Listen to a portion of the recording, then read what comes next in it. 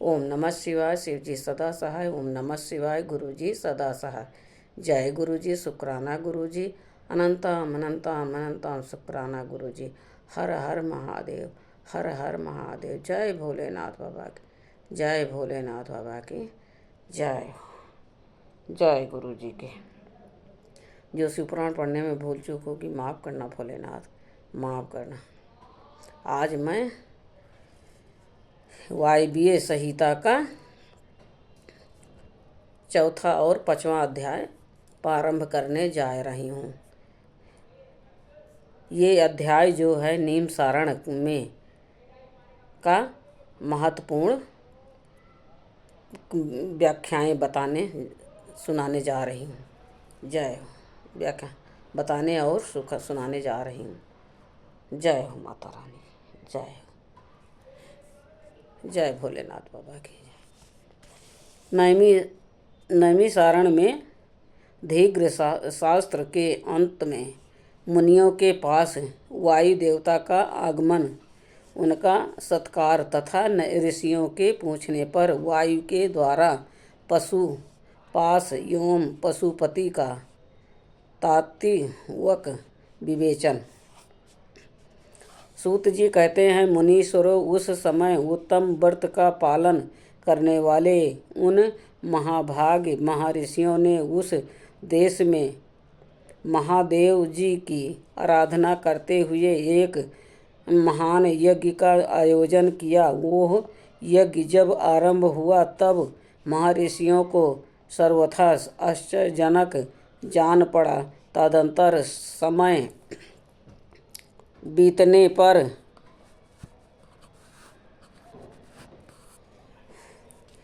जब प्रचुर दक्षिणाओं से युक्त वो यज्ञ समाप्त हुआ तब ब्रह्मा जी की आज्ञा से वायुदेव स्वयं वहाँ पधारे। उनको आया देख शीघ्र कालिक यज्ञ का अनुष्ठान करने वाले वह मुनि ब्रह्मा जी की बातों को याद करके अनुपम हर्ष का अनुभव करने लगे। उन सबने उठ कर आकाश जन्मा वायु देवता को प्रणाम किया और उन्होंने बैठने के लिए एक सोने का बना हुआ आसन दिया। वायु देवता उस आसन पर बैठे। मुनियों ने उनकी विधिवत पूजा की। तदंतर उन सबका अभिनंदन करके वह कुशल मंगल पूछने लगे। वायु देवता बोले, ब्राह्मणों, इस महान यज्ञ का अनुष्ठान पूर्ण होने तक तुम सब लोग सकुशल रहे न? यज्ञ हंता देवद्रोही दैत्यों ने तुम्हें बाधा तो नहीं पहुँचाई? तुम्हें कोई प्रायश्चित तो नहीं करना पड़ा? तुम्हारे यज्ञ में कोई दोष तो नहीं आया? क्या तुम लोगों ने स्त्रोत और शस्त्र ग्रहों द्वारा देवताओं का तथा पितृ कर्मों द्वारा पितरों का भलीभांति पूजन करके यज्ञ विधि का अनुष्ठान भलीभांति संपन्न किया? इस महायज्ञ की समाप्ति हो जाने पर अब आप लोग क्या करना चाहते हैं? मुनियों ने कहा, प्रभु, हमारे कल्याण की वृद्धि के लिए जब आप स्वयं यहाँ आ गए तब अब हमारा सब प्रकार से कुशल मंगल ही है तथा हमारी तपस्या भी उत्तम होगी। अब पहले का वृत्तांत सुनिए। हमारा हृदय अज्ञानंधकार से आक्रांत हो गया था। तब हमने विज्ञान की प्राप्ति के लिए पूर्व काल में प्रजापति की उपासना की। शरणागत वत्सल प्रजापति ने हम शरणागत तो पर कृपा करके इस प्रकार कहा, ब्राह्मणों, रुद्रदेव सबसे श्रेष्ठ हैं। वह ही परम कारण हैं। उन्हें तर्क से नहीं जाना जा सकता। भक्तिमान पुरुष ही उनके स्वरूप को ठीक देखता और समझता है। भक्ति भी उनकी कृपा से ही मिलती है और उस कृपा से ही परमानंद की प्राप्ति होती है। अतः उनके कृपा प्रसाद को प्राप्त करने के लिए तुम लोग नैमिषारण्य में यज्ञ का आयोजन करो। दीर्घ काल तक चलने वाले उस यज्ञ के द्वारा परम कारण रुद्रदेव की आराधना करो। यज्ञ के अंत में उन रुद्रदेव के कृपा प्रसाद से वायु देवता वहाँ पधारेंगे। उनके मुख से वहाँ तुम्हें ज्ञान लाभ होगा और उससे कल्याण की प्राप्ति होगी। महाभाग ऐसा आदेश देकर परमेष्ठी ने हम सबको यहाँ भेजा। हम इस देश में आपके आगमन की परीक्षा करते हुए 1 सहस्त्र दिव्य वर्षों तक दीर्घकालिक यज्ञ के अनुष्ठान में लगे रहे हैं। अतः इस समय आपके आगमन के सेवा हमारे लिए दूसरी कोई प्रार्थनीय वस्तु नहीं है। दीर्घकाल से यज्ञानुष्ठान में लगे हुए उन महर्षियों का ये पुरातन वृत्तांत सुनकर वायु देवता मन ही मन प्रसन्न हो मुनियों से घिरे हुए वहाँ बैठे रहे। फिर उन सबके पूछने पर उनके भक्ति भाव की वृद्धि के लिए उन्होंने भगवान शंकर के सृष्टि आदि ईश्वर को संक्षेप से बताया। नैमिषारण्य के ऋषियों ने पूछा, देव आपने ईश्वर विषयक ज्ञान कैसे प्राप्त किया तथा आप अव्यक्त जन्मा ब्रह्मा जी के शिष्य किस प्रकार हुए। वायु देवता बोले, महर्षियों 19वें कल्प का नाम श्वेत लोहित कल्प समझना चाहिए। उसी कल्प में चतुर्मुख ब्रह्मा ने सृष्टि की कामना से तपस्या की। उनकी उस तीव्र तपस्या से संतुष्ट हो स्वयं उनके पिता देव महादेव ने उन्हें दर्शन दिया। वह दिव्य कुमारावस्था से युक्त रूप धारण करके रूपवानों में श्रेष्ठ श्वेत नामक मुनि होकर दिव्य वाणी बोलते हुए उनके सामने उपस्थित हुए। वेदों के अधिपति तथा सबके पालन पिता महेश्वर का दर्शन करके गायत्री सहित ब्रह्मा जी ने उन्हें प्रणाम किया और उन्हीं से उत्तम ज्ञान पाया। ज्ञान पाकर विश्वकर्मा चतुर्मुख ब्रह्मा संपूर्ण चराचर भूतों की सृष्टि करने लगे। साक्षात परमेश्वर शिव से सुनकर ब्रह्मा जी ने अमृत स्वरूप ज्ञान प्राप्त किया था, इसलिए मैंने तपस्या के बल से उन्हीं के मुख से उस ज्ञान को उपलब्ध किया। मुनियों ने पूछा, आपने वो कौन सा ज्ञान प्राप्त किया है जो सत्य से भी परम सत्य एवं शुभ है तथा जिसमें उत्तम निष्ठा रखकर पुरुष परमानंद को प्राप्त करता है। वायु देवता बोले, महर्षियों मैंने पूर्व काल में पशुपाश और पशुपति का जो ज्ञान प्राप्त किया था, सुख चाहने वाले पुरुष को उसी में ऊंची निष्ठा रखनी चाहिए। अज्ञान से उत्तम होने वाला दुख ज्ञान से ही दूर हो जाता है। वस्तु के विवेक का नाम ज्ञान है। वस्तु के 3 भेद माने गए हैं, जड़, प्राकृतिक, चेतन, जीव, और उन दोनों का नियंता परमेश्वर। इन्हीं तीनों को कर्म से पशु तथा पशुपति कहते हैं। तत्वज्ञ पुरुष प्रायः इन्हीं तीन तत्वों को क्षर, अक्षर तथा उन दोनों से अतीत कहते हैं। अक्षर ही वसु का कहा गया है। ईश्वर तत्व का ही नाम पश है तथा क्षर और अक्षर दोनों से परे जो परम तत्व है उसी को पति या पशुपति कहते हैं। प्रकृति को ही क्षर कहा गया है। पुरुष जीव को ही अक्षर कहते हैं और जो इन दोनों को प्रेरित करता है वो क्षर और अक्षर दोनों से भिन्न तत्व परमेश्वर कहा गया है। माया का ही नाम प्राकृतिक है। पुरुष उस माया से आवृत है। मल और कर्म के द्वारा प्राकृतिका पुरुष के साथ संबंध होता है। शिष्य ही इन दोनों के प्रेरक ईश्वर हैं। माया महेश्वर की शक्ति है। चित स्वरूप जीव उस माया से आवृत है।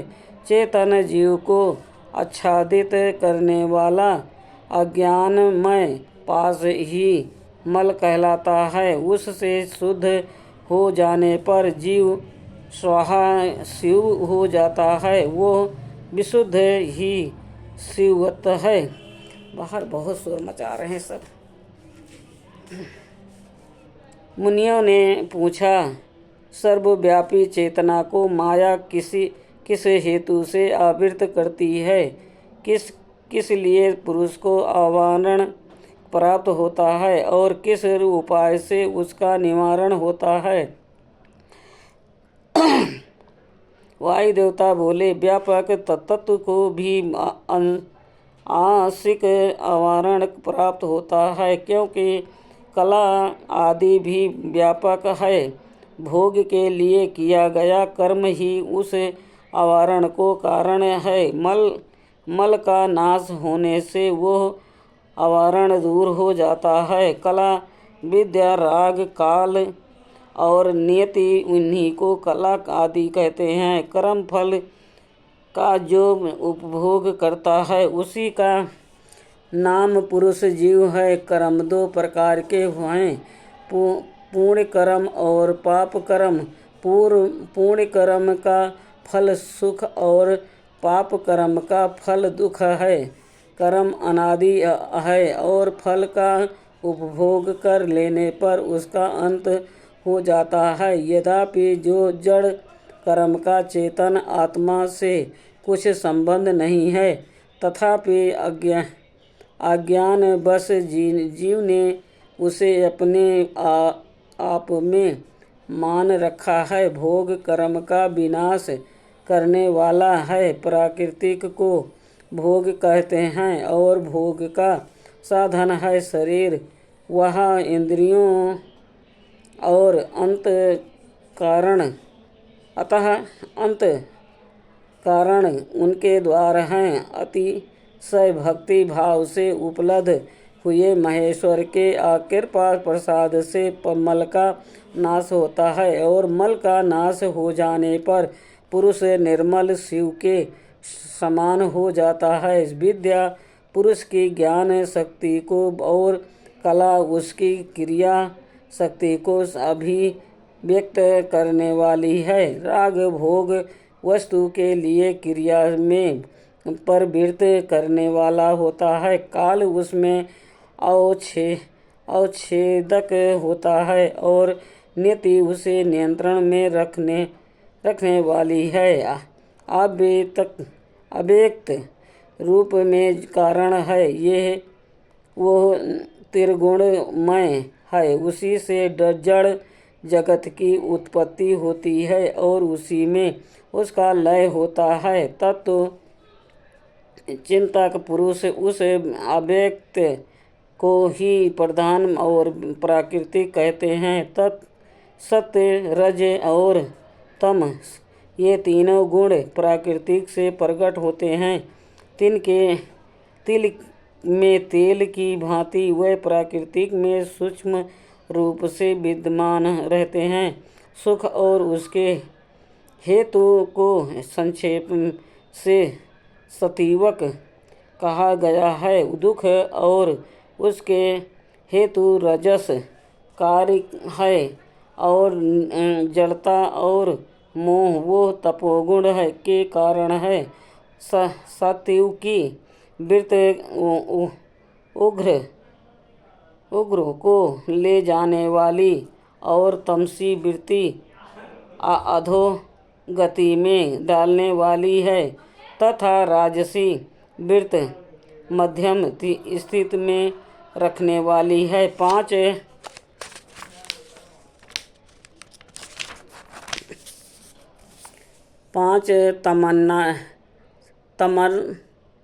तमात्राएं, 5 भूत, 5 ज्ञानेंद्रियां, 5 कर्मेंद्रियां तथा प्रधान चित्त, महत्व, बुद्धि, अहंकार और मन, ये 4 अंत कारण सब मिलकर 24 तत्व होते हैं। इस प्रकार संक्षेप से ही विकार सहित अव्यक्त प्रकृति का वर्णन किया गया है। कारण अवस्था में रहने वाले ही इसे अव्यक्त कहते हैं और शरीर आदि के रूप में जब वो कार्य अवस्था में को प्राप्त होता है तब उसकी व्यक्त संज्ञा होती है। ठीक उसी तरह जैसे कारण अवस्था में स्थित होने पर जिसे हम मिट्टी कहते हैं, वही कार्यावस्था में घट आदि नाम धारण कर लेती है। जैसे घट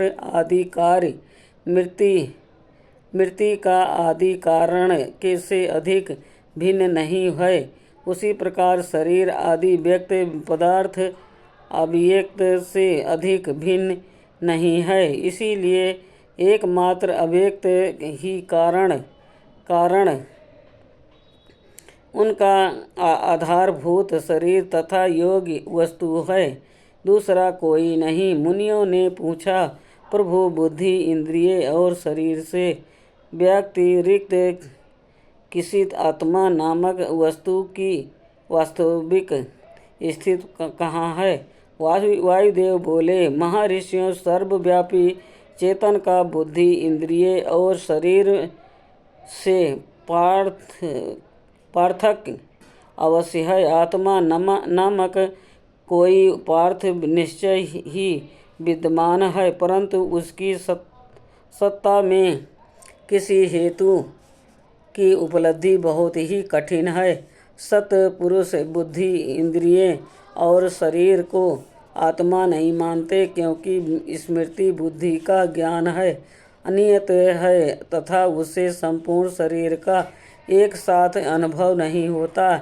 इसलिए वेदों और वेदांतों में आत्मा को पूर्वानुभूत विषयों का स्मरण करता संपूर्ण जे पदार्थों में व्यापक तथा अंतर्यामी कहा जाता है। ये न स्त्री है, न पुरुष है और न नपुंसक ही है, न ऊपर है, न अलग बगल में है, न नीचे है और न किसी स्थान विशेष में। ये संपूर्ण चल शरीरों में अभिचल, निराकार एवं अविनाशी रूप से स्थित है। ज्ञानी पुरुष निरंतर विचार करने से उस आत्म तत्व का साक्षात्कार कर पाते हैं। पुरुष का जो वो शरीर कहा गया है, उससे बढ़कर अशुद्ध, पराधीन, दुखमय और अस्थिर दूसरी कोई वस्तु नहीं है। शरीर ही सब विपत्तियों का मूल कारण है। उससे युक्त हुआ पुरुष अपने कर्मों के अनुसार सुखी, दुखी और मूढ़ होता है। जैसे पानी से खींचा हुआ खेत अंकुर उत्पन्न करता है, उसी प्रकार अज्ञान से अपलावित हुआ कर्म नूतन शरीर को जन्म देता है। ये शरीर अत्यंत अत्यंत दुखी के आलय माने जाते हैं। इनकी मृत्यु अनिवार्य होती है। भूतकाल में कितने ही शरीर नष्ट हो गए हैं और भविष्य काल में शास्त्रों शरीर आने वाले हैं। वह सब आकर जब जीर्ण शीर्ण हो जाते हैं तब पुरुष उन्हें छोड़ देता है। कोई भी जीवात्मा किसी भी शरीर में अनंत काल तक रहने का अवसर नहीं पाता। यहाँ स्त्रियों, पुत्रों और बंधुओं से भी मिलन होता है। वो पाथिक को मार्ग में मिले हुए दूसरे पाथिक को समागम के ही समान हैं। जैसे महासागर में एक काष्ठ कहीं से हुआ और दूसरा काष्ठ कहीं से बहता आता है। वह दोनों काठ कहीं थोड़ी देर के लिए मिल जाते हैं और मिलकर फिर बिछुड़ जाते हैं। उसी प्रकार प्राणियों का ये समागम भी संयोग वियोग से युक्त है। ब्रह्मा जी से लेकर स्थावर प्राणियों तक सभी जीव पशु कहे गए हैं। उन सभी पशुओं के लिए ही ये दृष्टांत या दर्शन शास्त्र कहा गया है। यह जीव पासों में बंधता और सुख दुख भोगता है, इसलिए पशु कहलाता है। ये ईश्वर की लीला का साधन भूत है, ऐसा ज्ञानी महात्मा कहते हैं। आज का वायवीय संहिता का 4 और 5 अध्याय समाप्त हुआ। ओम नमः शिवाय। शिव जी सदा सहाय। ओम नमः शिवाय। गुरु जी सदा सहाय। जय गुरु जी। शुक्राना गुरु जी। अनंतम अनंतम शुक्राना गुरु जी। हर हर महादेव। हर हर महादेव। जय भोलेनाथ बाबा। जय भोलेनाथ। जय कृपा निधान की। जो शिवपुराण पढ़ने में भूल चूक होगी माफ़ करना प्रभु, माफ़ करना। जय भोलेनाथ। जय।